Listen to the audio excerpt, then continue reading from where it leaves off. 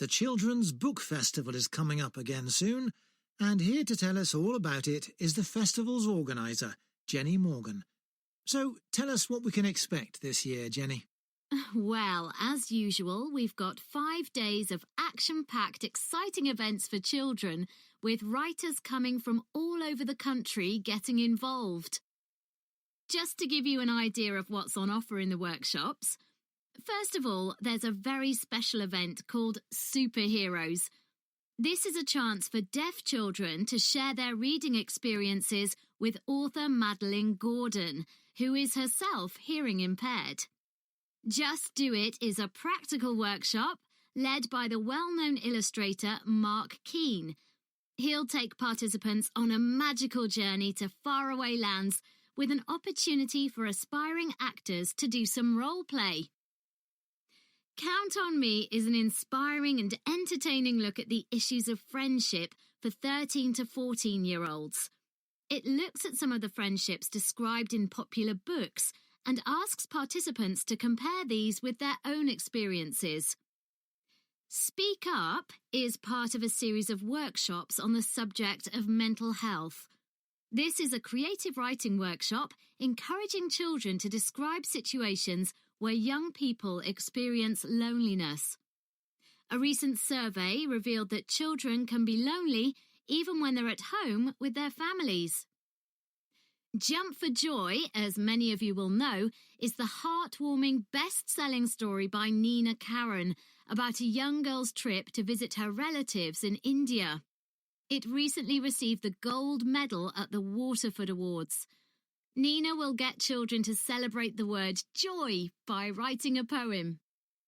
Sticks and Stones is the beautifully illustrated picture book for young readers about a community who organise an African Caribbean festival to help local children learn about their Jamaican roots.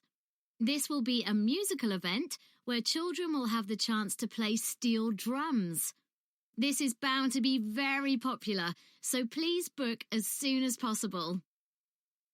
Thanks, Jenny. That all sounds really interesting. I'm just wondering if you have a favourite book you could recommend for our readers? It's hard to choose, but Alive and Kicking is definitely worth mentioning.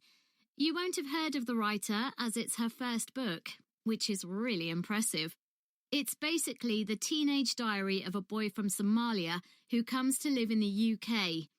It deals with the serious issue of immigration and all the challenges the boy has to face at school and with the language barrier, etc. Usually, books like this are quite sad, but this one actually made me cry with laughter.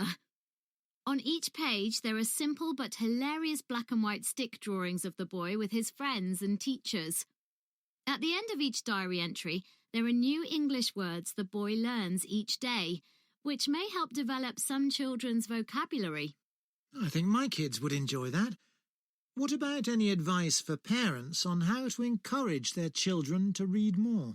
Well, this is something I get asked about a lot. There are so many distractions for kids these days that it can be hard to find time for reading. One thing I'd say is to make time to sit down with your child and share books with them. A lot of parents give up reading aloud to their children as soon as they learn to read independently, but this is a mistake. It's good to read more advanced books to them, as it helps to develop their vocabulary. If you don't have time for this, then let them listen to audiobooks. Often they'll want to read books they've listened to for themselves. I think it's a good idea to make a mental note of the type of books your child is reading. Often they just read the same genre all the time, which can get a bit boring. You can introduce new authors and genres to them. Librarians should be able to help you with this. Well, Jenny, I think that's really useful advice.